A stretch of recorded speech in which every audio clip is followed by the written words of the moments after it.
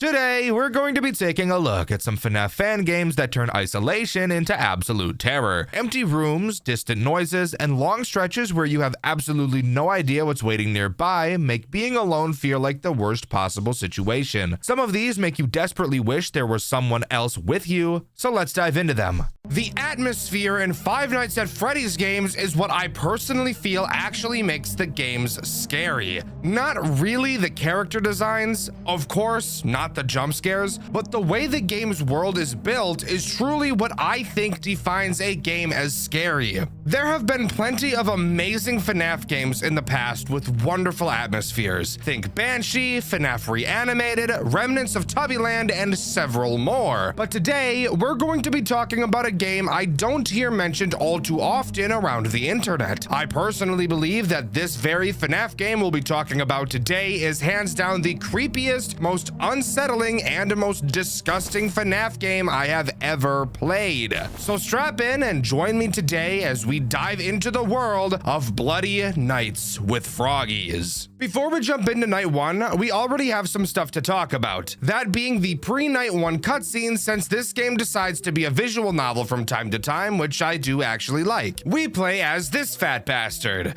The game told us our name, but I can't for the fuck of me actually remember what it is. During this cutscene, we talk to a butler-looking dude named Lorenzi. For a bit of backstory, we want money because we have 2 kids and a wife. Literally couldn't be me, by the way. There's this whole weird opening cutscene that plays when you first open the game, talking about darkness, curiosity, and temptation. Like some weird force that's pulling us into this job. Get better, bro. Once Lorenzi learns about us having kids, we can see him get visibly shocked, and he almost seems like he tries to talk us out of doing this job, which is pretty weird. Since we're on the property of $1 million mansion, there is always worries of thieves and vandals. So he tries to make it seem like that's what we should be scared of, but little do we know that what's in store for us is actually about to be a lot worse. There's so much fucking talking during this section. Obviously, it is some exposition after all. Lorenzi asks us why we chose to take this job. And like, fucking money?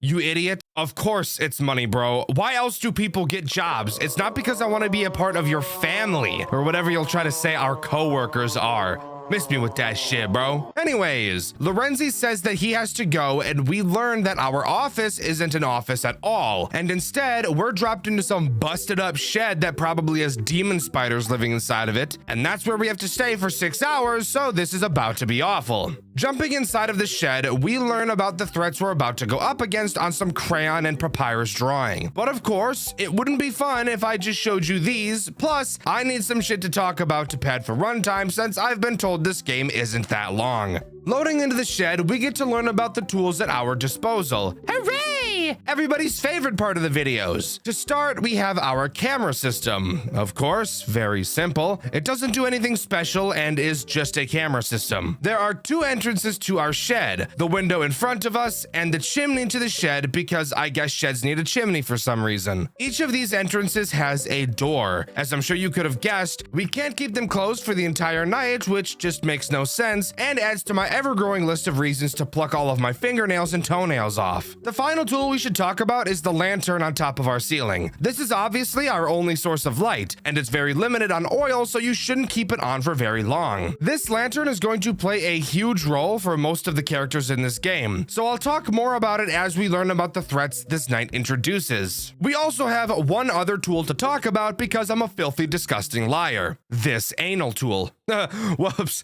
autocorrect, my bad.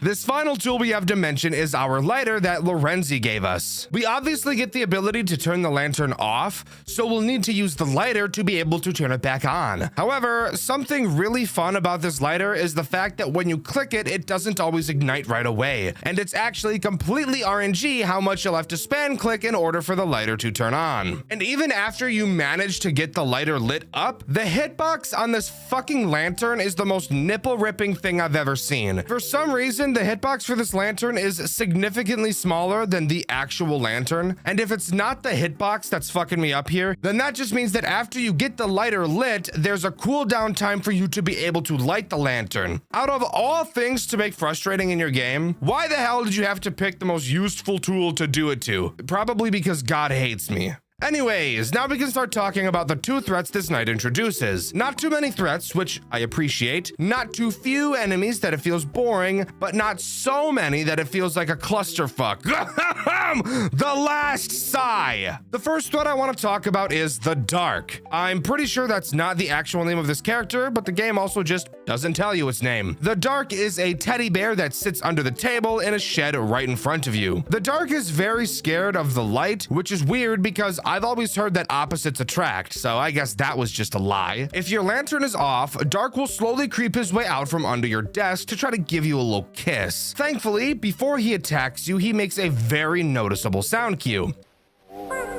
What the fuck was that noise? Hirsha. Yep, that was him. Check your office. Okay, so this means you don't have to constantly be watching for him, which is very nice, especially on later nights when this game gets really ass. Once you see his eyes under the table, you've got about 5 seconds to fumble with your lighter and relight the lantern. Do that in time and the Dark will crawl back into the hellhole from which it came. The second threat introduced on this night is surprisingly the main antagonist of the entire game, which I always think is pretty cool when I see it. This character is obviously Froggy. His goal is to attack you via your window or your chimney. You can track him through the various cameras he goes through, and while most of the cameras don't matter, I do think it's pretty fun to see him do the cameras since it's not just a still image and he does have animations. So you can watch him twerk next to the fountain if you'd really like that. The camera that really matters for Froggy is camera 5, which as you can tell by looking at it is placed right outside of our shed, which is really useful, but let's just put ourselves into the shoes of our character for a second. Could you imagine how terrifying it would be checking the cameras and seeing some fucking monster trying to slowly creep their way into the building that you are in? Think about how actually mortifying that would be. I'd probably kill myself on the spot, on God. Anyways, once Froggy gets to your porch, he will pick one of 2 paths, the window or the chimney. It'll be pretty obvious when he's going for the chimney since he'll start crawling up the building, which is completely terrifying. And then if you don't see him doing that, then you know he's heading to your window. Now, this is where we have to defend ourselves from him, which I can promise you is not the way you're thinking and actually has nothing to do with the doors at all. So, Froggy is blind, like really badly. So if our lantern isn't on when he arrives, he won't be able to see us and will quickly leave. So right away, we already have a really good synergy between the only 2 characters in the night. Dark attacks when the light is off, and Froggy pounces if the light is on. Such perfect synergy, it's actually really nice. However, I'm sure a very specific question is crossing your mind right about now. What happens if both Froggy and Dark attack at the same time? Well, thankfully, this developer isn't Satan, and if Froggy and Dark attack at the same time, Dark will wait until Froggy leaves before continuing his attack. This just makes me smile from ear to ear. Overall, this night is a pretty good introduction to the hell we're about to go through. So I guess there's nothing else to do except move on to night 2. Psych fucking moron! We still have a post-night cutscene to talk about. We meet back up with Lorenzi, and he says that he thought he heard something moving around in the garden over the night and asks us if we saw anything. We start talking to ourselves about how suspicious everything going on is, and instead of voicing his concerns, we do what every retard in a horror situation does and lie and say we didn't see anything. Lorenzi seems to be able to tell we're lying and tries to soft launch us quitting again. But if we're anything, it's persistent. So we go home to catch some Z's and then return for our second night of work. Moving on to night 2, we have one new threat to talk about. And it's with this threat where it becomes obvious how hard this game is going to become. We just got a tiny little hint this time around. The new character introduced on this night is called Kitty, and as I'm sure you could have probably guessed, this character is in fact a kitty. I know. Oh, that cat is fucking disgusting. Oh, did you see it? Yeah, like what the fuck is that, right? Groundbreaking name scheme. Kitty works in the exact same way as Froggy, except with an opposite way of dealing with her. Oh yeah, I'm sure you can already guess what this is about to mean for us. Kitty will wander around the cameras until reaching camera 5. Oh, ew, what the fuck? Why does the cat look like that? She will then switch phases in this camera like Froggy to show her either going for the window or the chimney. The only difference Kitty has from Froggy is that by the time she gets to your window or chimney, your lantern needs to be on. Since cats don't see very well in the light, which is just not true. I know they see better in the dark, but it's not like they're blind during the day, but sure, we'll roll with it, I guess. All right, let's stop stalling and bring up the very glaring problem that Kitty brings up, and that is her synergy with Froggy. Since both Froggy and Kitty will attack together very often, almost every single time they attack, honestly, and that scares me because this is where the game starts to actually get stressful. They will obviously always attack opposite areas, and the way they work makes dealing with them at the same time very stressful. Since for Froggy, by the time he enters, your lantern already has to be off. You can't turn it off in response to him showing up or he will kill you. The same goes for Kitty, but vice versa. By the time Kitty shows up at your shed, your lantern light needs to be on. You cannot turn it on in response to seeing her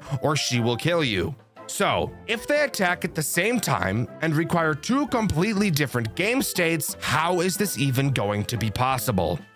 Well, that's where the doors come into play and stalling characters. So let's start by talking about what exactly happens when you stall a character. Let's say Froggy shows up at your window and you decide to stall him by holding the door closed. He will start by banging on it for a few seconds before leaving. However, instead of resetting like he would if you dealt with him the way you're supposed to, he will instead just move back to camera 5 and will very shortly attack again. So, Froggy and Kitty attack at the same time. The way you have to go about dealing with them is pretty simple, but again, will get your nerves to shoot through the fucking roof. Let's say for this example, Kitty is going through the chimney and Froggy is going through the window. What you should do is turn the lantern on and hold the window door closed. Both Kitty and Froggy will show up at the same time. Kitty will be dealt with since you turned the lantern on, and Froggy will get pissed and move back to camera 5, wherein you can then turn the lantern back off and wait for him to attack again and deal with him as normal. And of course, you could do the exact opposite strategy and stall Kitty instead. Stalling the same character too many times will result in them eventually breaking the door down instead of actually being stalled. So it's probably in your best interest to alternate which character you stall so you don't get yourself rim jobbed on the job.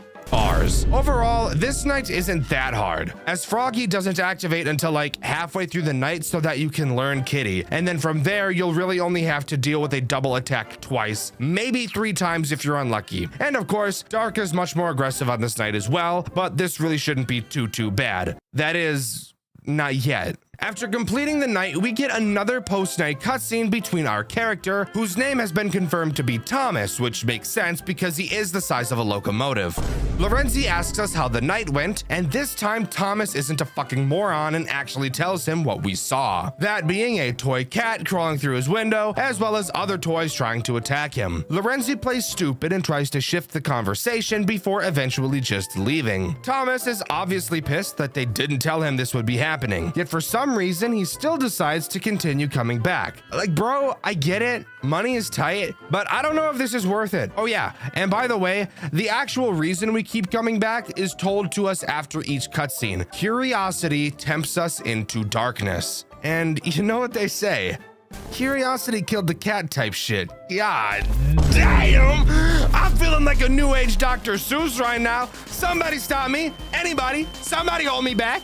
I'm unstoppable. Anyways, let's move on to night 3 before I give all the huzz sodden panties. All right, well, here we are, night 3. And it's on this night where we really start to notice this game's difficulty, because the character this night introduces is truly worse than stubbing your toe in the middle of the night on the coffee table. You know, usually I like to think of myself as a pretty tough guy, generally speaking, but when it comes to getting up in the middle of the night, it's just over for me. I went to the bathroom in the middle of the night once, busted my pinky toe on the island in my kitchen. I was down for 47 minutes. I couldn't even see my toe, but I just knew my toe was bent 90 degrees. Bleeding for sure. I could feel it. It was blood gushing. It's like a person died in my kitchen. That's what it feels like every time. But then I take a good look at my toe in the light and it's like nothing ever happened to it. There's truly nothing in the world that will make you feel like more of a bitch than that exact experience. Anyways, back to talking about the silly bear game with no bear present. The new threat introduced on this night is called Croco, and he resembles that stupid crocodile game that people always add like thumbtacks or razor blades to because they're retarded. Anyways, this guy is hands down the worst character we've seen so far in this game. So I'm betting you can take a guess exactly what it is he does.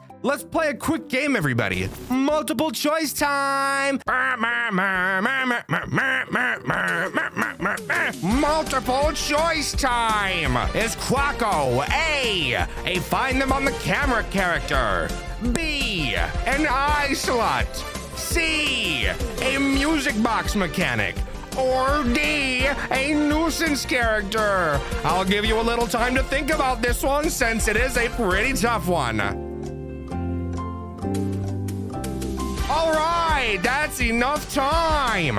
If you answered E, all of the above, then you'd be completely fucking right. God damn it. Because he is literally all four of those things at the same fucking time. Please, for the love of God, just kill me. End it. End it. Fuck. Croco will randomly move around the cameras and can go to any of them at any time. He will never try to attack your shed, so you don't have to worry about that. However, not only is he a character you constantly have to find on the camera, but he also runs on batteries and is a fucking music box. A music box that randomly wanders around the cameras. Is there any way my life could get any worse? Yes. The answer to that question is yes. How so? Great question. Croco does not work the same way a normal music box mechanic works. No, they somehow managed to make it even worse for us. You cannot click and hold the music box button. You have to click to wind up a little bit at a time, except you can't even spam click because after each click, there's a solid 2-second cooldown before you can click it again. And on top of that, his meter also decreases very quickly. So, let's imagine a fun little scenario together, shall we? Let's imagine that both Froggy and Kitty enter camera 5 at the same time. So you know you have to divert all of your attention to them. After stalling one, dealing with the other, and then dealing with the stalled character. And probably have to deal with the headache of the dark at least once throughout this process. After you finally finish dealing with them, Croco will probably have his battery drained past half. And since it takes literally forever to charge him back up because of his dookie booty cooldown time, getting him back up to max before you have another double trouble attack from Froggy and Kitty is going to be incredibly stressful. But I'm a fucking Omega Rizzler Chad, so I wasn't even Nobis. Again, this game does a really good job at introducing the threats, since both Froggy and Kitty won't activate on this night until around 2 a.m. So you have enough time to really understand how Croco works, which I really think is wonderful game design. After completing the night, of course, we get another post-night cutscene, this time between Lorenzi and an unnamed guy. If I were to guess, this character is probably the guy that runs the entire place we're guarding. I'm just gonna call him Goof until we get an actual name confirmed. Goof gets pissed at Lorenzi for telling Thomas about the moving toys and how to deal with them, since apparently they can't be letting that get out, which makes perfect sense, honestly. However, if they can't tell the guards about what is going on and they insist on having a security guard, then what is even the point? Since without telling the security guard how not to fucking die, how do they expect to keep a security guard? It's just very weird and something isn't quite adding up here. They mentioned having to kill us, and by kill us, I'm just assuming that means let the toys kill us. So maybe these toys need to eat humans? Something like Graveyard Shift at Freddy's type shit? I don't know at the moment, but I'm hoping that it gets explained soon. Anyways, time to move on to night 4, which surely won't add another character that causes me to rip a baby hippo in half. I hate to break it to you guys, it adds another character that gives me the strength to do what I just mentioned. Kind of. That's a bit of an exaggeration, I can't lie. I actually think the threat introduced on this night is pretty cool, and thank God the devs understand video game balancing and didn't turn this new character into an RNG nightmare, which they could have very easily done. The new threat introduced on this night are the gnomes, which is basically just one character, but there's 3 gnomes fused together, which is completely disgusting, but that's pretty par for the course when it comes to these types of character designs. So wait, fountain camera? What the fuck is that? This game probably has some of the best I've ever seen. They're so gross and creepy. This entire game looks super awesome and I really like it. It kind of reminds me of the art style of Remnants of Tubbyland, which I also really liked the looks of. Anyways, moving on to what the gnomes actually do. And once again, I actually think this mechanic is pretty cool. They combined the mechanics of Grunkfuss from One Night at Flumpty's and Rat and Vinny from Five Nights at Candy's 3. And I think it works really well together. The gnomes will start in the middle fountain camera, and that's where they'll stay. Upon checking that camera, you'll be able to see a patience meter in the top corner, just like Grunkfuck. It'll slowly drain down throughout the night, and once it empties, the gnomes will hot bottom to your office at the speed of sound. Thankfully, you don't even have to constantly watch these guys, since when they start to run, not only do they make a super loud sound cue, but they also completely overlay your cameras, letting you know they're on their way. Once they make it to your office, you need to have your lighter already pulled out and lit. They will spawn in a random place in your office, of which there are 5 possible locations they can be. You need to hold your lighter over their face like Rat and Vinny from Five Nights at Candy's 3, and eventually they'll jump to a new spot in the office where you'll need to do it again. Do this 4 to 5 times and they'll eventually make their way back to the fountain. I just really like mechanics like this. It makes the whole experience feel more immersive and makes it feel like I'm actually defending myself. However, there may be one potential problem you can think of when it comes to this character. That being, what about the other characters? It seems like the full attack of the gnomes takes quite a chunk of time. So how are we not going to get fucking bodied whenever the gnomes attack? Well, I actually have some of the best news in the entire world. This game was made by a very benevolent dev. Whenever the gnomes go into attack mode, every single character pauses what they're doing. That even includes Croco. This is the type of bliss we need to see in fan games more often. You're telling me that me beating this game actually comes down to skill and not just hoping that the game doesn't skull fuck me as hard as it possibly can? I love this. Please do this more. Anyways, of course the other characters' AI values increase during this night too, but as long as you're alternating who you stall between Froggy and Kitty, this night really shouldn't be a big problem. Something I also noticed on this night is why I felt the hitbox to the lantern was so weird. It's because you don't actually have to click the lantern. Just hover the lit lighter over it for a little bit and it will light. This is so much better now that I know this, so that I don't feel like I'm fucking up every single time I go to light it. Anyways, after completing the night, we of course get another post-night cutscene, and this one is really fucking cool and answers one of the questions I had last night. Once again, it takes place between Lorenzi and Goof, who I still don't know the name of. During this conversation, Goof is still super mad at Lorenzi since during the last night he went against Goof's wishes and called us to explain how to survive. During this cutscene, we learn exactly why Goof wants us to die so badly. And it's actually exactly what I expected because I'm a fucking lore god. There was a certain someone who showed up to the garden one day, and Goof isn't even sure it's from this world. Goof made a deal with this creature to feed him humans, and in return, Goof and Lorenzi get to live. So I was so fucking right. I'm just good. I'm just good. It's too easy. I'm better. I'm better. This is Graveyard Shift at Freddy's type plot, and I'm all for it. They hear a loud bang on the door. When Lorenzi asks if it's one of the toys that Goof built, Goof says it can't be since they only activate at midnight and it's currently only 11 p.m. And we know it's not Thomas either, so that means it can only be one other option. Him. My hunger can't wait much longer. Time for you two to become my meal. Absolutely terrifying. Both Goof and Lorenzi presumably get eaten, and Thomas has no idea about it. And since the curiosity beckons darkness, Thomas of course decides to go back to work another night, despite being told not to by Lorenzi. Here we are, and this night is about to get fucking insane. So strap in. Moving on to night 5, there's not a whole lot to talk about since there's nothing new introduced and just serves to be a much harder version of night 4. However, what happens after you complete night 5 is where something interesting happens. We get a pretty cool post-night cutscene. Take a look. Here we are. Your curiosity has gone too far. You're in complete darkness. You want answers? Well, the king is dead, but I took its form. They brought me food, but I'm still starving. Time to meet. Face to face.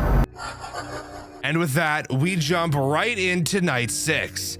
And let me tell you, this night is fucking crazy. Acting as this game's boss fight night, we only have Froggled to deal with, and he has several different attacks he can do. And 2 of them are some of the most stressful shit I've ever played through, I can't even lie. Let's start with his basic attacks that aren't terrifying. But before I really mention that, I want to talk about this fat bastard's character design. I think this is 100% the most disgusting character design I've ever seen from any FNAF game ever, and I'm not exaggerating. There's always been something about long arms that has made me super uncomfortable, and mixed with how disgusting his face looks, ew, what the fuck, dude, he is so fucking gross.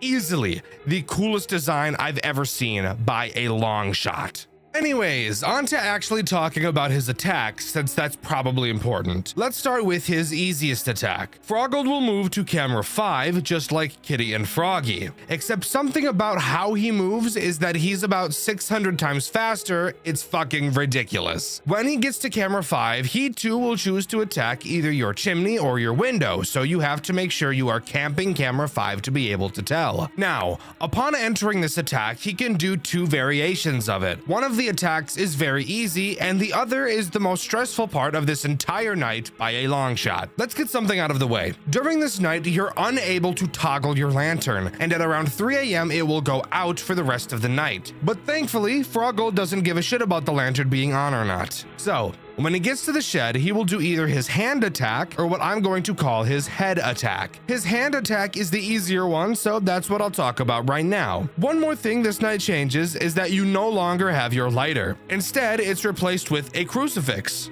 Why? How? Don't ask.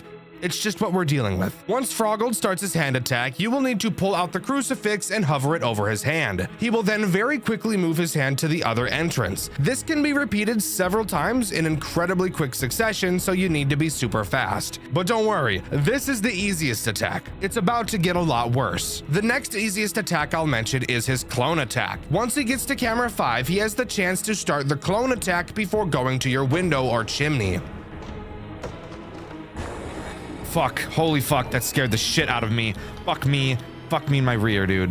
If he does, your cameras get forcefully pulled down and he'll turn into the gnome's attack where he'll go Rat and Vinny mode. Same thing with his hands. Take out your crucifix and follow him with it until he leaves. However, once he leaves, he will immediately return to camera 5, meaning he will do his hand or face attack quickly after dealing with the clones. Now we can move on to the 2 other attacks that Froggled can do and why they're so fucking stressful. Let's start with his find him on the camera mechanic, because of course he has one of those, and yes, I want to die. Thank you for asking. On the cameras, you will see the text, "Come find me." When this happens, he will obviously teleport to a random camera and you'll have to very quickly find him. I'm serious, you have little to no time to find this fat ass. And if that wasn't bad enough, once you find him, he'll teleport to another random camera. And he can do this up to 10 fucking times during this attack. It's fucking brutal. But I don't even think that that is the most challenging mechanic this guy has. No, that award goes to his head attack. Once again, he'll make it to camera 5 and decide to attack either your window or your chimney. When he does, if he chooses his face attack, he'll stick his face by the doors and you'll have to quickly close them. He'll bang on it and then at light speed show up at the other entrance. And yes, he will repeat this process several times really fucking quickly. Now,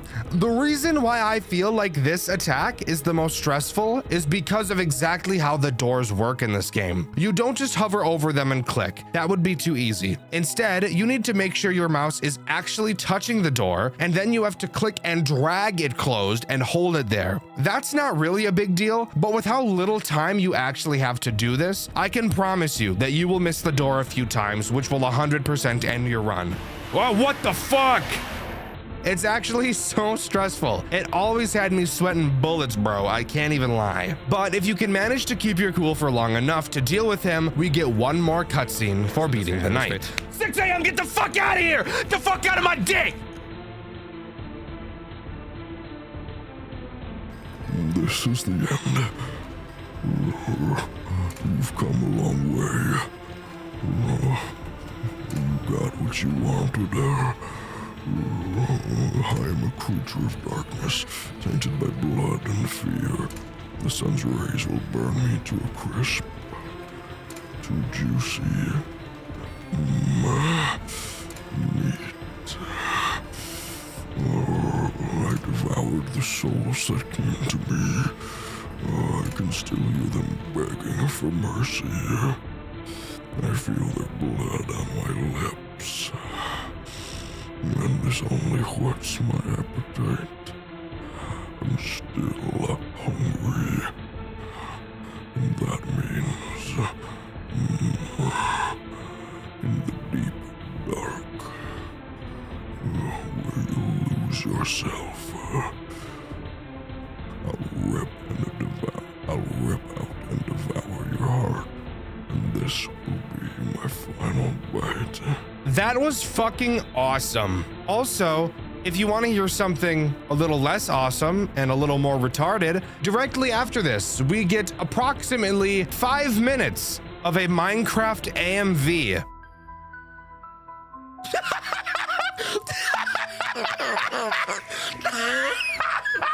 What just happened? Fuck? What just happened? What is this? What the fuck am I looking at?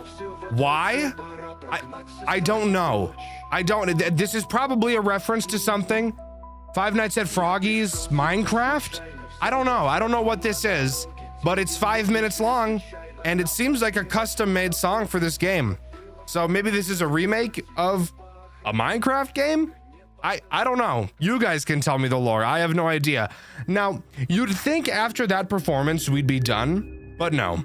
It gets worse, as there is somehow still one more night for us to complete. I have no idea what to expect, because at the time of writing this, I still haven't played it yet. But I am incredibly scared as to what it is I'm about to see, so let's just get right into it. Okay, so sorry to hype you guys up. Sunday is just a custom night, so nothing really interesting here.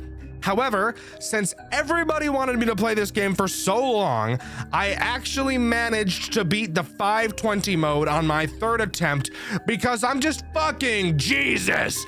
Literally, I'm God among men. I know. Worship me! Something I wasn't expecting is that there is one more thing to see after you complete the 520 mode, that being a teaser for Bloody Nights with Froggies 2. So get your hype up and then immediately let it fall to the floor because it quickly tells you that this game is never going to come up. And they literally tell you not to get your hopes up. Fantastic. But as far as I'm aware, that's all Bloody Nights with Froggies has to offer. Overall, I think this game is probably one of the most balanced FNAF fan games I have ever played. Everything feels fair while also being able to be stressful the whole time. This game holds your hand by removing as much RNG as possible, but it doesn't hold your hand so much to the point where you can't fail. And I think that's a very impressive feature to have in your games. Stories in Five Nights at Freddy's games. Typically one of the most talked about parts of these games we love so much. However, I do need to bring up a question. When's the last time you've heard a FNAF story that you actually found interesting? After all, most of the stories in the genre are just retellings of the original story, and I think we can all agree it's starting to get old. Of course, every once in a while we get a masterpiece like Graveyard Shift at Freddy's or Chica's Party World Rebaked, but when's the last time you can really say you heard something completely new? Well, the game we'll be talking about today, in my opinion, has one of the best stories of all time. Split into 2 games, it goes on to tell one of the most unique stories FNAF has ever told. And the time between releases was almost an entire decade, with the second game only coming out earlier this year. The game we'll be talking about today is called The Last Sigh, the FNAF game with the most depraved story. The Last Sigh begins with a cutscene which takes place in an 8-bit minigame side-scroller. Usually these minigames are top-down, so this was pretty interesting. The art was actually pretty nice as well, and before we really dive into this game, I should make it clear that originally I'm pretty sure this game was in Spanish, as it has just been dubbed into English. So in some places there will probably be some spelling errors in translation. The opening cutscene gives us our main character, whose name is Valentina, which is 100% the name of a porn star. Actually, I just checked, and while it's not the first name of a porn star, it is the last name of one. In this cutscene, we learn that our grandma, whose name is Omegna, which is insane by the way, has given us a job as a security guard at her antique shop. Why does a family-owned shop need an overnight guard? That I have no idea. Either way, our mother is isn't happy with us because she wants us to have a different job. Why? I don't know. A job is a job. Why are you pissed off? Vernon, the name of this guy, no idea what relation he has to Valentina, but whatever. He says that our mom is impatiently waiting for us and our grandma wants us to sign the contract to work for her quickly since the shop has been suffering. And first of all, why would I sign a contract to work for my grandmother? That just seems a bit weird. And second of all, if the business is struggling, why are you hiring another employee? That doesn't even make sense. Eventually, we do sign the contract and voila,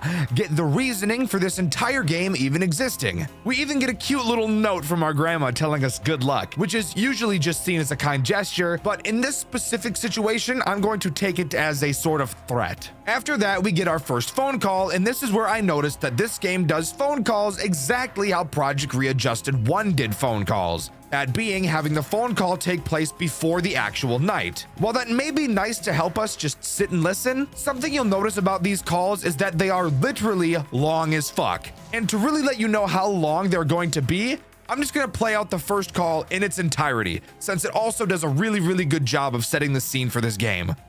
Hello? Cristobal? Hello? Valentina? Is that you? Yeah, it's me. What's up? Why did you call me at this hour? Well, your parents asked me to call you in order to be sure that you and Camilo have arrived at Granny's shop and that it's alright. It could be done by their own, but, you know, they're a bit busy with their business trip and all that. Yeah, I know. By the way, it's not necessary for you to call me and worry about me. I'm fully grown up. I can take care of myself. If you say so. By the way, it's probably that they're more worried of Camilo than any other thing. By the way, how is he? He's alright. He's sitting in the corner of the room playing with his tablet. He wanted to explore the place, but I'm scared of letting him go around alone. When I officially start my shift, I'll send him to sleep in the back room. It's full of boxes and those things, but I adjusted it to make it more comfortable. To be honest, I feel it was dumb of my parents to have him come with me. Also, this place is a bit spooky during the night. Spooky? Yeah, it looks like the perfect place to make a horror movie with those overused jump scares and those cheap resources. Come on. Don't be shy. I don't believe that ghosts and those things really exist. I don't know if I believe that, but I feel as though one of those armors at the entrance will become alive and start moving around. Oh, I think you have seen a lot of television, cousin. From now on, only focus on watching who enters to rob the things of the shop. Then, if you like, you can worry if the doll of your room is cursed or not. So funny. Alright, what else do my parents say?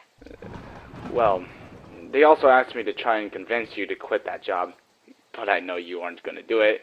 Even if I asked you to do it, you're so obstinate. It isn't only obscenity. I need the money. I've been more than a month without work. Also, Grandma needs my help. I know, don't worry.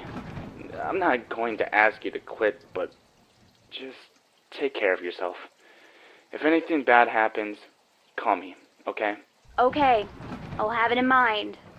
Although I'm economically bad, I still can't pay for the phone bill. I see. It's fine. I'll call you tomorrow then. Now, I gotta leave. Because I have a early shift in the police department. Alright. Anyway, I have to rest too. Talk to you tomorrow. Rest well. You too. Take care. Good night. So, that was long as fuck, huh? The reason I showed you that call is because it explains a lot of backstory about our character that I didn't want to have to talk about myself because I don't really like the lore of these games, I can't lie. But here we go. We're watching for thieves and apparently the place is haunted. Who gives a shit? Let's just get into the actual gameplay. But hold up, guys. I gotta interrupt again to tell you all that we officially are partnering with Makeship again to bring you an all new Romeo Skaggs plushie, baby! You guys absolutely absolutely loved the first Skags plush that we released a few months ago, and I've been getting messages from you guys showing me that the new plushies have finally arrived. And since our last campaign did so well, Makeshift wanted to work with me again. No petition this time. Just go to the link in my description to pick up your very own Romeo Skags. He'll be there for you when the Huzz aren't, which, let's be honest, is probably all the time. And I'll make a deal with you guys. If we can get this Romeo Skags plushie to get 1,000 sales by the end of the campaign, we will release another plushie of Skags in a maid dress, since I know that's something a lot of you freaks have been wanting. And our last plush almost sold 800, so I know that this is a milestone that we can hit. What are you waiting for? Go to the link in my description and cop yourself the new Romeo Skags for when you're having those lonely nights. Thanks again for all of your guys' support. I wouldn't be where I was today if it wasn't for you. Now, let's get back to the video. Sorry for interrupting twice.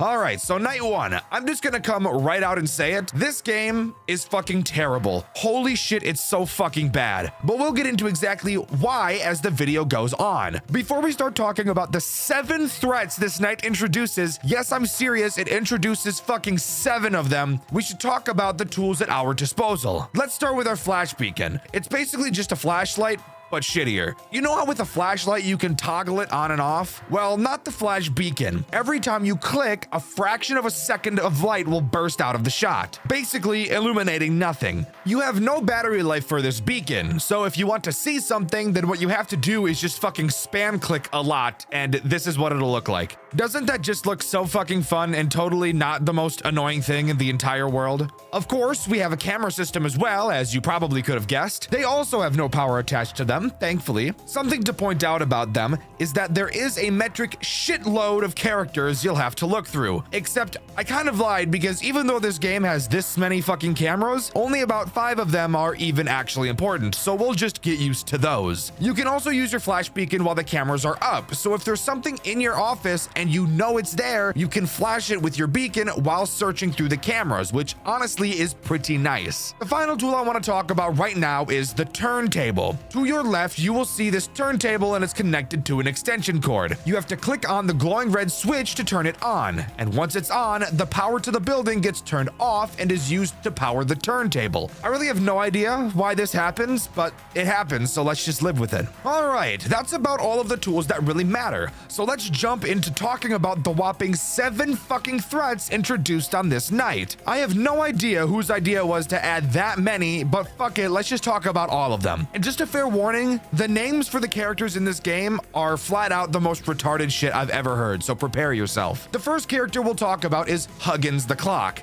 And yes, it's literally just your clock. They made it a threat because fuck it, why not? Pretty cool though, I can't even lie, I've never seen something like that before. Every single time the clock changes to a new hour, Huggins will desynchronize his clock from the actual time. When he does, you'll have to quickly add or remove an hour from the clock to sync it back up. If you don't, then he's gonna put his clock without the L directly in your rear. Pin and Pawn are the next 2 fuckers I want to mention. They're these little stupid dolls on your right desk. At random, they will just fall over.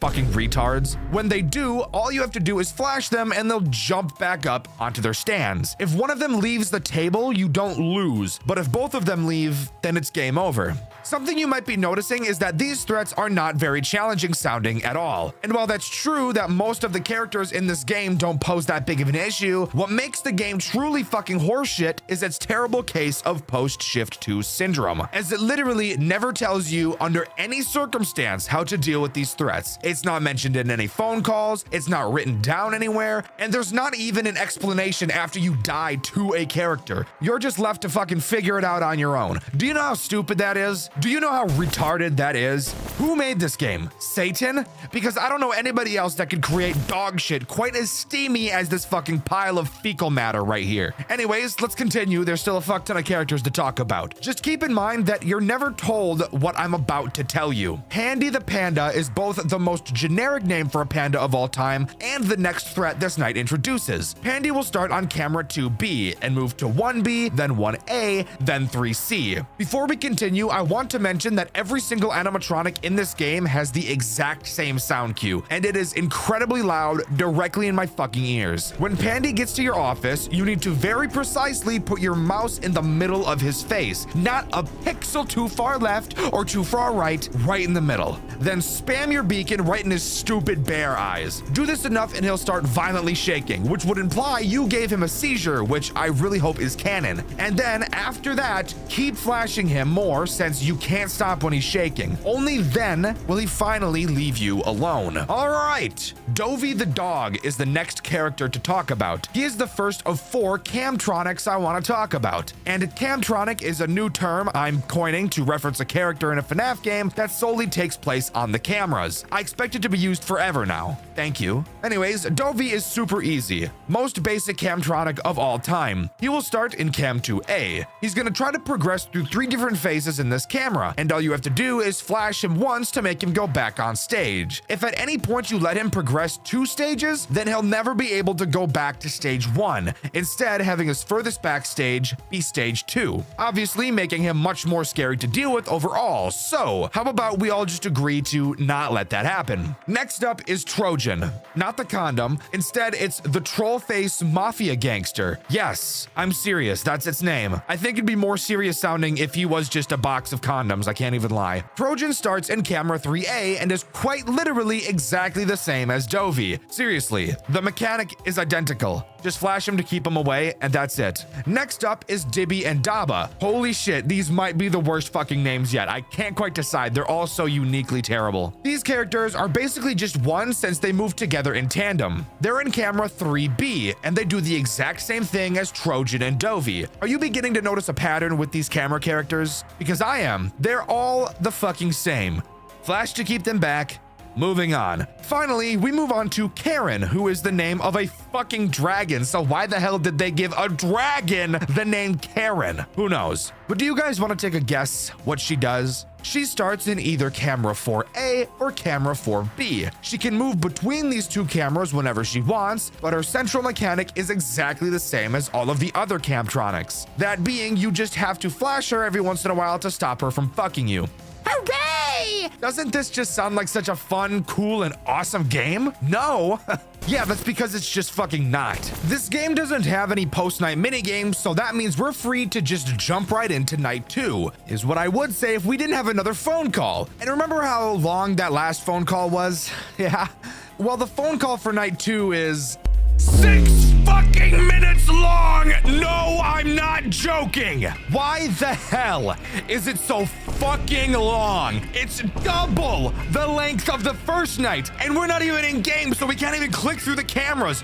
We're actually just stuck looking at this stupid fucking wall for 6 minutes while some bitch talks into my ear about some shit I'm really not paying attention to. God fucking damn it, bro! During the phone call, Valentina mentions no signs of intruders, but of course mentions the moving characters. Parallels are drawn to the robots that move around the Fazbear restaurants, so I guess this game takes place in the same universe, so that's pretty cool. Haven't really seen that since we've covered Jolly. They talk about how the characters are sensitive to light, which we've already had to figure out on our own. Our cousin says she'll bring it up to grandma, but for some reason, we say we'd rather figure it out on our own. Why? I don't fucking know. Moving on to the night section. Night 2 introduces 3 new threats, bringing the total up to 10, and it's only the second night, so I guess I'll just kill myself. The first goon I want to talk about is Snowball and Ghost, the first not completely retarded name I've heard in this game. And these characters are the sole reason why we need our record player or the turntable. It's the same fucking thing. He serves to be an annoyance character and not a character that will actually kill you. Throughout the night, Snowball will turn off your fucking turntable himself, and will keep his finger over it to prevent you from turning it on. This is where Ghost comes into play. While your turntable is off, Ghost will start to slowly manifest in front of your desk. Once he fully appears, he'll rip you limb from limb. Now you might be thinking, if I can't interact with Snowball, how am I supposed to prevent this from happening? Well, once again, the game never fucking tells you this. But after a certain amount of time, God knows what, Snowball will just choose to take his finger off the turntable with no sound cue, allowing you to turn it back on. So you just need to constantly constantly be checking on this guy to know if it's safe or not to look at him again. And look at this stupid fucker's smug ass face. Stop looking at me like that before I take your carrot and shove it right up your ass. Next up is Matty Gavillion, who I'm just going to be calling Matt because typing Matty Gavillion just takes way too fucking long and I'm not about to do all that like 16 times. Occasionally, Matt will start to play a little tune on his guitar. The song will either be in your left or right ear. If you hear it in your right ear, you have to flash your vent, which I've neglected to mention so far because up until this point it hasn't been important. Anyways, if you hear the guitar on your left side, then all you have to do is flash the hallway until it stops, and congratulations, you done. Moving on, the final threat introduced on this night is Cocoa Bite, who is pretty straightforward. He will make his way from camera 2 all the way to the front of your office. You deal with him in the exact same way you deal with Pandy. You may be wondering why I'm talking about a game that's this fucking boring, so I'll go ahead and spoil the surprise for you. This game has a sequel that is a lot fucking cooler and that I really do want to talk about. But in order for me to do that, I have to first talk about this fucking dumpster fire. Anyways, night 3 time. Phone call for night 3 is 5 fucking minutes long for absolutely no reason whatsoever. Solely this long, probably just to piss me off. The phone call reveals another instance of supernatural phenomena where Valentina experiences nervousness and hallucinations intensified by the turntable's music. The cousin provides advice to unplug the turntable, but Valentina hesitates for sentimental reasons and practical concerns of breaking antiques. The turntable cannot simply be unplugged because of the snowman's interference. Maybe perhaps cutting it would work. They talk about not bringing Camillo, which I'm pretty sure is Valentina's cousin, in for night 4, and that's really all the phone call has to talk about. During night 3, you get the ability to cut the cord on the outlet to the turntable, but spoiler alert, if you do, Snow Bitch will just kill you, so don't do that. Pretty cool that you're allowed to though. This night only introduces one new threat, but if there's one thing you know about this game, it's the guy we're about to talk about. His name is Nabar, which those of you with a keen eye will be able to notice is an anagram for Barney. And the reason why it's an anagram? Oh yeah, it's because Nabar is literally just fucking Barney. Why did they not call him Barney? I have no idea. Unfortunately, he's not even remotely interesting at all. He's just exactly the same as both Pandy and Cocoa Bite. Get to the office, spam flash him, and he leaves. Boring as fuck. Now, at the end of the night, we get some dialogue of Valentina going into the back room where Camillo is supposed to be, except Camillo is fucking missing because he was kidnapped, and it was at this point where I really started to question what the fuck I was even playing. We hear a scream, presumably Camillo's, followed by a disembodied voice saying, and night 3 comes to a close.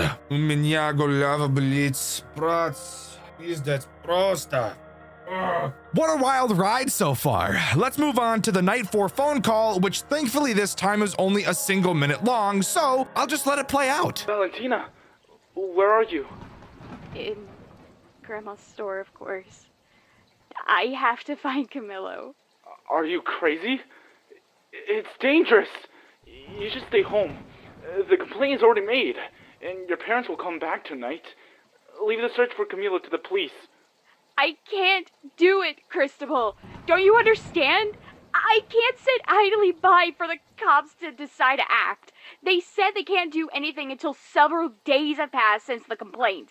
I don't plan to wait that long. It's part of their protocol. I don't care about protocol. What if it's too late? You know what? Forget this. I'll find Camillo by myself.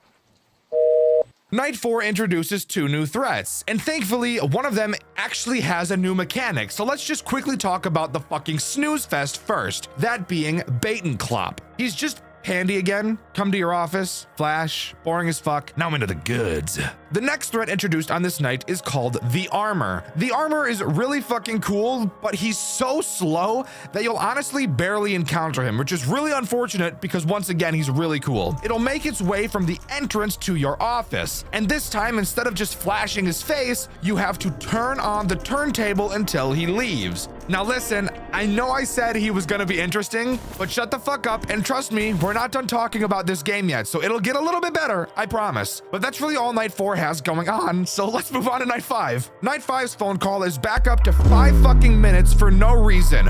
Why is it doing this to me? I want to kill myself. This is torture. Valentina makes a voicemail to Cristobal. She's expressing her deep concern over his and Camilo's disappearance and the supernatural events encountered. She speculates that the antiques and animatronics themselves might be responsible for the thefts and movement within the store, indicating sentient or autonomous behavior in the haunted setting. Suddenly, a sinister voice mocks the player, marking the probable endgame scene or a game over scenario. The antagonist reveals they had to get rid of Cristobal and warns the player they might not escape alive, though she might get to meet him soon. All right, Night 5 introduces both the best, yet at the same time most frustrating character throughout this entire game. That character is Nico Gavillion, who I'm just going to be calling Nico since that's a hell of a lot easier. Throughout the night, Nico will randomly appear in front of you with a ring around him. The ring will be filled with letters of the alphabet completely scrambled around. You need to click the letters to spell the word Nico using the letters around him. This is a really interesting mechanic, and I've never seen anything quite like it.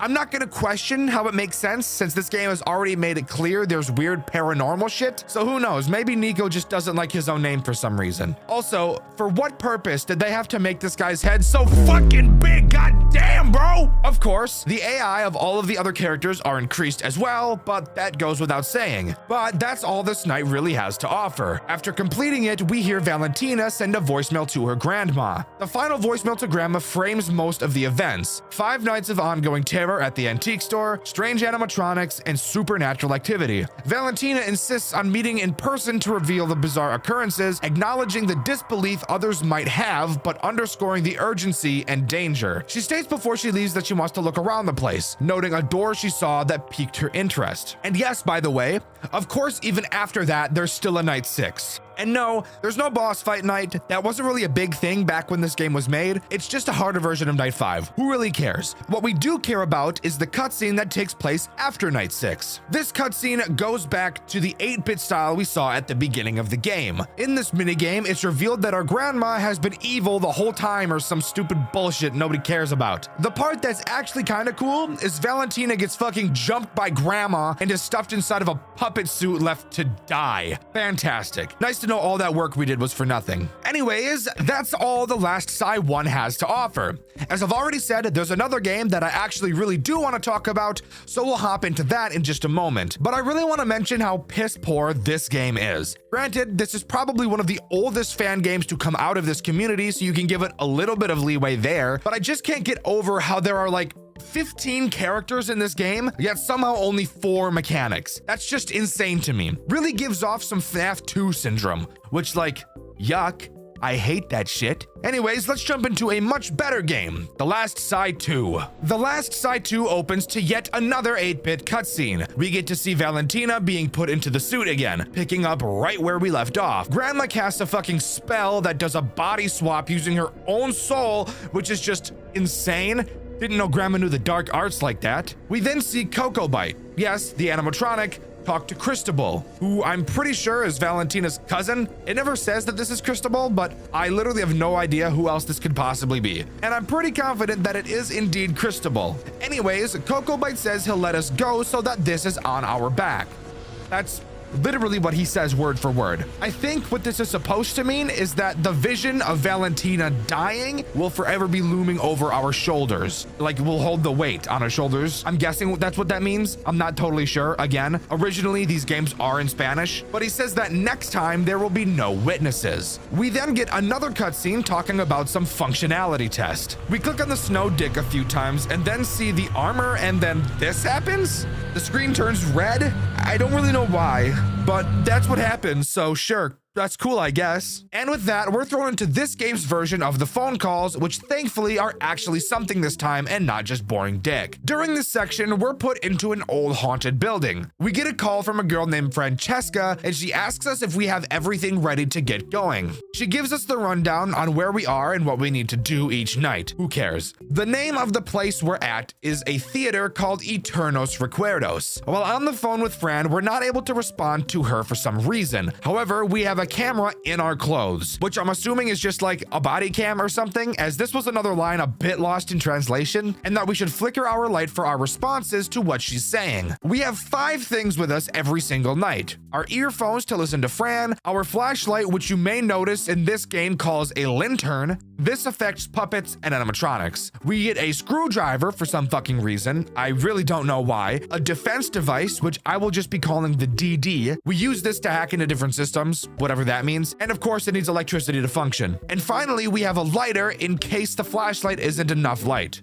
Sure. As we walk through the doors, we enter a U-shaped hallway of the theater. There are 3 paths that we can take. However, on night 1, we only need to go right. Before we get to the office, we have to go upstairs to reach the room every night. We can run up the stairs. However, there are puppets close to us that could attack us if we run. But if we just take longer and walk up the stairs instead, they won't ever attack. So just take your fucking time and walk to avoid the problem. They always say the best way to block an attack is not have to block it in the first place. And that applies here too. Once we get to the office, we're told our goal for the night. But before we talk about that, let's go over all of the tools at our disposal. To start, there are 4 directions we can look. Directly in front of us is our computer, to our right is a window, to our left is the door, and behind us is a bookshelf. We of course have a camera system. However, we need to flash activate them to see the rooms. This will be a lot more important later, so I'll talk more about it then. In this game, there are also a very small amount of cameras, which I'm very grateful for since the last game almost gave me a heart attack with how much it had. Once again, we have infinite power, so we don't have to worry about that either. Our DD, or defense device, is our main source of defense, as the name would suggest. It has its own tab, kind of like the mask from FNAF 2. However, you cannot use it at the same time as your cameras. This thing is a little confusing to use and is really a pain in the ass. We have to use it to hack the PC password and get into the PC for the tasks we have to complete. When an animatronic gets near,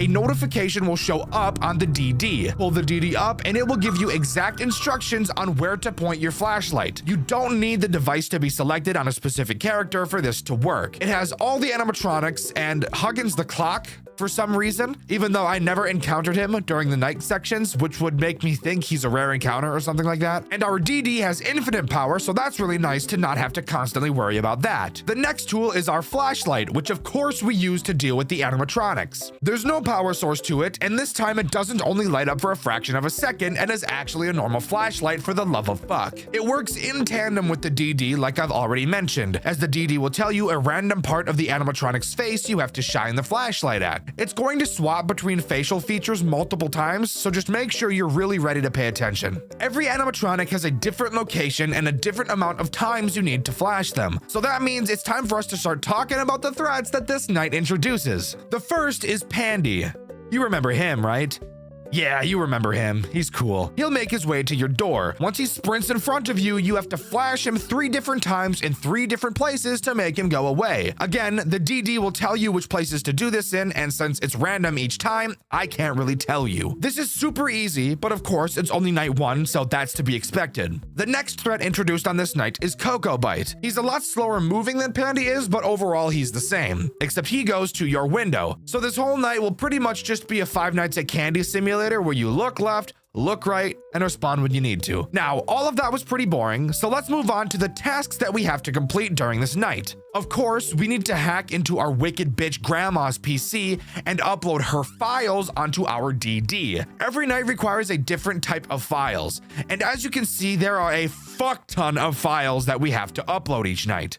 On night 1, we need to steal 90 megabytes of audio files. They're not all in one spot, and you'll actually have to dig through her files to be able to find them, which I actually think is pretty cool. That doesn't sound like a lot, but Grandma's internet is doo-doo ass, so this is gonna take a while. Something really interesting about this game is that if you complete the tasks before the night ends, then the night will end early, which is really nice, and I like a lot. There's no post-night minigame, so we can just jump right into night 2, which does have us go on a side quest before going to the office. Once we get to the hall, Fran has us go down the left hall to investigate. We're greeted by a locked door. On the right, a doll and a door. We're told we have to find a key. All we have to do is knock on the locked door, look at the doll, pick up the key that the doll has for some fucking reason, reason. This is like some Ao Oni shit. And enter the room before the doll can straight tickle my shit. Entering the room, we're told to turn our light on and exorcise spirits inhabiting different objects. Really getting into the paranormal stuff in this fan game, and I'm all for it. We have to exorcise 8 groups of objects. And at the top of the screen, we'll see which object has progress, and the progress doesn't increase if we aren't holding our light on them, which is how we exorcise them. Of course, one of these little side quests wouldn't be complete without a threat we have to deal with at the same time. And this time we have to deal with Barney.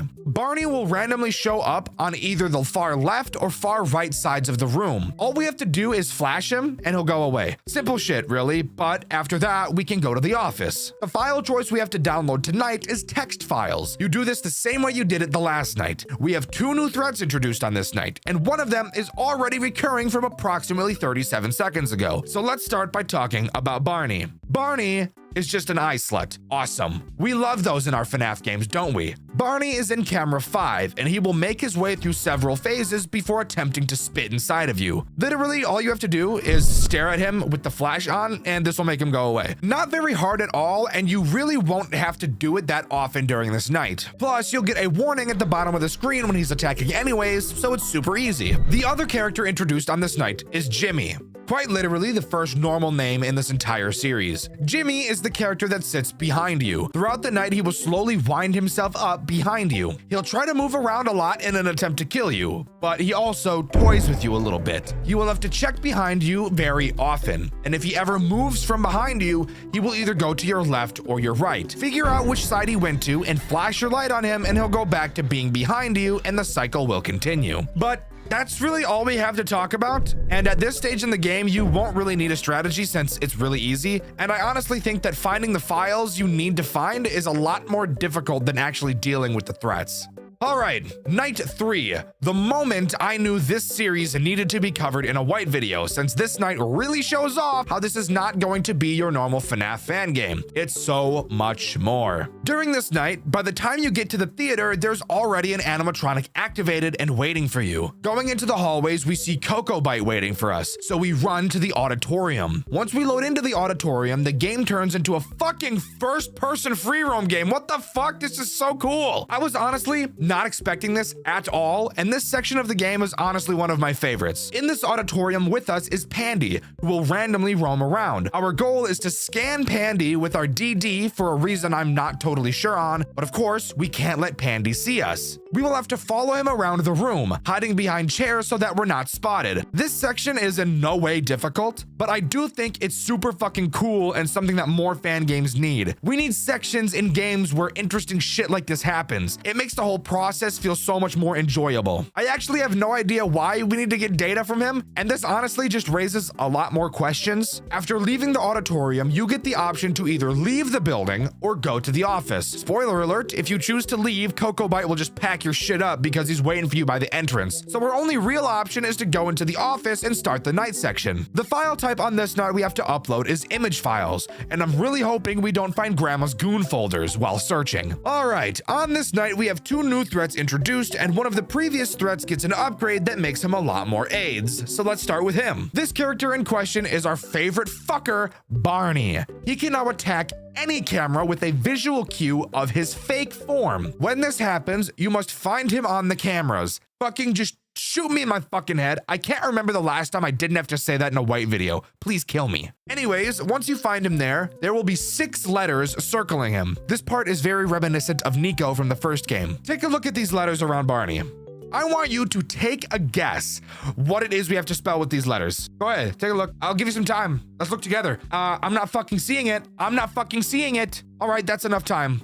Did you make your guess? Well, I bet you got it wrong because you have to spell no real and he'll finally fuck off. Why do you have to spell no real? And why does this work? I have no idea. Don't get me wrong, I love the new mechanic, but I would also love it if it made sense too. Anyways, the next threat introduced on this night is Barry. Barry attacks your door and he's way more difficult than Pandy and Cocoa Bite are. He only has 3 places to flash him. However, he moves like a fucking crack addict in Florida whenever you flash him, making you have to play aim trainer like when you're in school trying to copy what the teacher wrote on the board, but they're low-key standing in front of it. The whole flashing process with Barry also takes a fuck of a lot longer than both Pandy and Cocoa Bite. So say your prayers, little boy, because if you don't got aim, I hate to break it to you, but you're totally fucked. The final threat introduced on this night is Bait Clop. Foul and disgusting name, by the way. He's pretty much the same as Barry, except he attacks your window instead of your door. And holy fucking shit, if you thought Barry spazzed out when you flashed him, you are not ready for Bait Clop. Just look at this little fucking sped. He's going insane. I wish you the best of luck if you have bad hand-eye coordination, because this is fucking brutal. Oh my god. All right, now it's time for us to talk about night 4. Tonight, we have to go to the left hallway and investigate because we make terrible decisions instead of leaving. Do you remember the other door on the right side of the hall from last night? Yeah.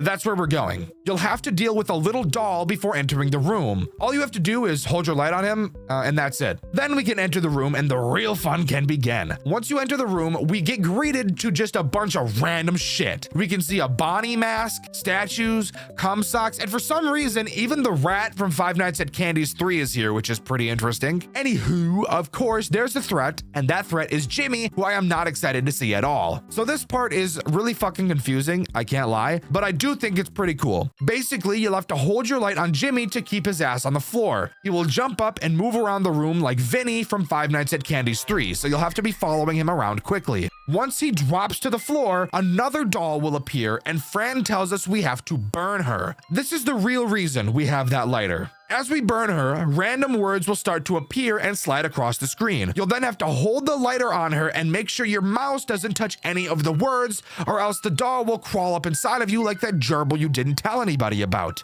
You fucking disgusting freak. You'll have to repeat this process until you kill the doll, and then we take her with us for something else later. No, it's not sexual. Stop thinking like that. I'll get into why we take the doll with us in a little bit. Let's jump into the night section now. The file type we have to collect this time is video files. Now I'm really hoping we don't find Grandma's goon folder. This night doesn't introduce new threats, but it does upgrade the 3 threats we talked about last night. Barney now will not appear in camera 5 anymore, instead opting to just be an asshole and spam his spelling lesson attack a lot more, which really just makes my penis invert up inside of my body. Barry and Bait Clop get the same upgrade on this night, but it really just makes them completely terrible. They were already pretty bad from how much they moved around, but on this night they can actually move the bookshelf behind you and fucking blow your guts up from the back whenever they feel like it. So now you've got a lot more shit you constantly have to check on, which just makes this night take a whole lot longer to beat. This night is where you'll actually start to need a strategy, since this is where the difficulty really starts to become apparent. Every 2 to 3 files you upload, you should turn around to check on Jimmy. After that, deal with any other immediate threat like Barry or Cocoa Bite. If Barney ever attacks, always deal with him first, since he will be your biggest issue by far. And the other animatronics will give you enough time to deal with him, thankfully. Whenever you deal with any threat, check on Jimmy, then go back to the files. This makes the night take a pretty long time, but it's by far the safest way to play. Now, it's at this point where this game gets really interesting. It consists of 2 different endings, and of course, I'll be going over both, covering the bad ending first. If you get all of the files from nights 1 through 4, instead of loading to the entrance, now you'll be greeted with a skull. He greets you with a somber,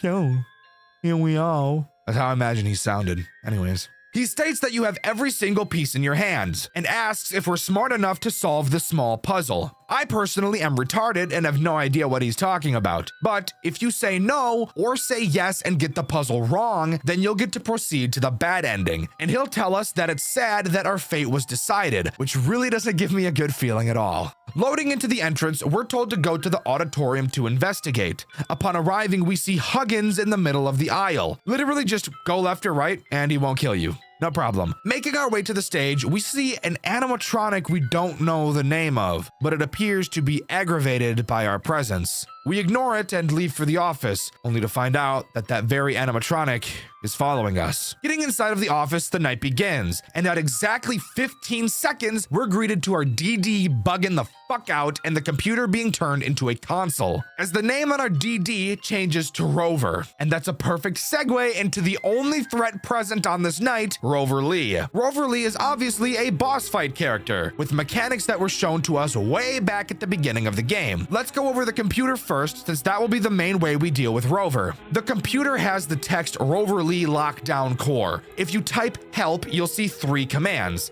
CLS will clear the text on the screen, out will expel the souls for 15 seconds, I'll go over what that means in just a minute, and move X will move Rover towards a camera, so you can just replace the X with the name of the camera. When you use the out command, it takes between 25 and 35 seconds at random until the souls get expelled. Again, I'll get back to that in a second. The computer has a random chance to have an error because RNG needs to be in every FNAF game for it to be interesting. The error will slow any expulsion, but will not cancel out the already expelled souls. All you have to do is click and hold a bar at the bottom of the monitor and you'll be chilling to get rid of it. Oh yeah, and you can only use the move command if Rover has all of the souls expelled. Now let's talk about Rover Lee, the actual boss. He has 5 different attacks that he can use, and I'm not gonna lie, some of them require the best hand-eye coordination I've ever seen in my life. His first attack is just him being an eye slut for a majority of the night. You have to watch him on camera 1A to stall him, but if he moves, he will never move back unless you specifically use the move command. His second attack will have him reach your office, and if he does, you'll have to do a standoff against him. You will get a prompt saying that Rover is near your door. You have to look at the door with your DD up and then play some Five Nights at Candy's 3 type shit, tracking his face like this is aim labs. He'll jump from one side of your office to another, to behind the computer, to in your urethra, a whole bunch of fun shit. You need to have insane reflexes because you cannot afford to mess up for even a second. Honestly, it's best to just make sure he never reaches your office by using the move commands and stalling him, because this attack can quite literally last for the entire night. It's fucking brutal. Attacks 3 and 4 are pretty much the same, so I'll talk about them at the same time. Rover is possessed by 2 different souls, and each of them can attack you. The blue soul can only attack your door, and the orange soul can only attack your window. This is where your DD really comes into play. You have to tune the color frequency of your DD to match the color of the soul that is attacking you. That doesn't make any fucking sense, but it pleases the demons, so please the demons I will do to make them hop up off me. His 5th and final attack has both of the souls attack you from behind. When this happens, you have to turn around and face a Rover-like ghost. You need to look him in the eyes like your girlfriend asks you to do, but you have autism, so it makes it really hard, and use the DD to match the color frequency 3 times instead of just 1. Sometimes the color can change, and sometimes it'll stay the same, which is obviously the option we'd want because that's easier. The strategy for this night is generally easy, but acting like this night doesn't require more skill than most of the other Final Nights I've talked about on this channel would be an understatement. The moment the night starts, you'll want to immediately type out. Once this happens, stare at Rover until you need to deal with the souls or fix the console. Rinse and repeat until the end of the night. And honestly, if Rover ever gets into your office, just restart. Because I promise you, you're not going to survive that fight once he's in. You just won't. If you can survive all the way until 6 a.m., Rover Lee will enter your office and fucking kill you. Spotting that you've been controlling them from the computer, they are rightfully pissed the fuck off. A cutscene plays of Rover confronting Grandma, calling her daughter, saying that she lied to them, and complains a bunch like a woman. Then Rover fucking evaporates Cocoa Bite and Pandy and then RKOs the shit out of Grandma. Actually a batshit crazy insane ending that I personally love. But we can't forget that all of that was just the bad ending. We still have the good ending to talk about. Before we start talking about the good ending, we need to talk about the files we've been collecting throughout the game. I'll go over them in detail a bit later, but that's going to take a really long fucking time. So instead, I'll just give you the quick rundown summary now. Omegna, the grandma, had a sister named Sani. Their mom died and their dad became an alcoholic. They ran away after getting beat, only to be brought in by an old lady. Sani steals some shit and Omegna slaps her for doing so. Sani runs away and is never seen again. It was never Omegna that was doing all the shit we've been going through. Apparently it was Sani. Again, that's a very, very rough outline of these files. I'll do a deep dive in a few minutes. Don't you worry your pretty little head off. Yeah, guys, my favorite part about eating a Reese's cup is peeling the panties off. You're gonna leave that in, aren't you, editor? Asshole. Anyways, now we can talk about the good ending. Back to the skull, the puzzle he asks is, what trick did you fall for? There will then be letters for you to spell with, and you need to spell the word twins. These twins, I'm imagining, is in reference to the sisters. He then says that everybody fell for that, and then asks their names, which you will then need to input Omegna and Sani. He will then state that there is something more important than the names. He asks us which one is the which, and you need to answer Sani. Bars, by the way, right there. Sani was the one behind it all along. She fooled everyone and made Omegna go to prison for a crime she never committed. She made you think our family betrayed us. The skull then asks, who of them are in jail? Which of course we know is Omegna. So that's what you have to answer. Yes, by the way, this section is incredibly convoluted. I'm aware, just stay with me for a little bit longer. Finally, the skull says we know what we have to do and wishes us good luck. As we load into the entrance, we're told that we talked about a hidden room inside of the building. Fran is worried a bit, but trusts us and helps us by luring whatever is inside out. We're told to hide in the utility closet from way back in night 2.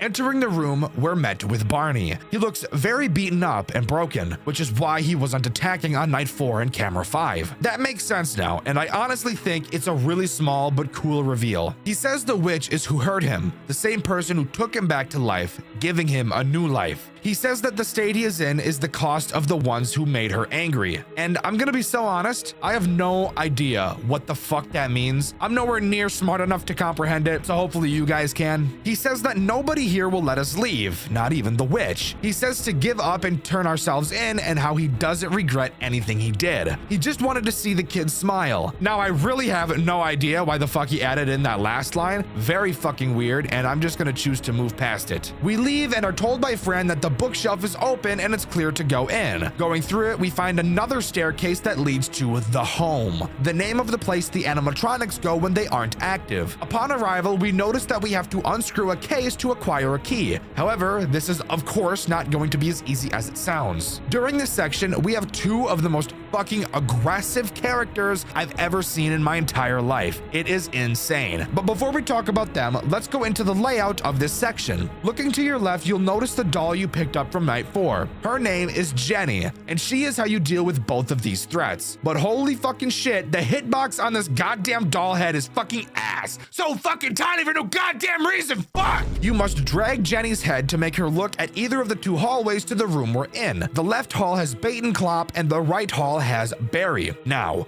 when I tell you guys that these two are aggressive, I mean it. Holy shit, the goal of this night is to just slowly unscrew 4 screws, but it takes so fucking long because these two will quite literally be attacking you every 2 seconds. And that's not an exaggeration. Just look at the screen right now and tell me this doesn't look fucking insane. Every time you successfully turn Jenny's head towards them and flash them to make them go away, they seriously have a chance to show up again immediately afterwards, making this section take fucking minutes and minutes longer than it would ever need to. And one of the best parts is that they can both attack you at the exact same time. That's just fucking perfection.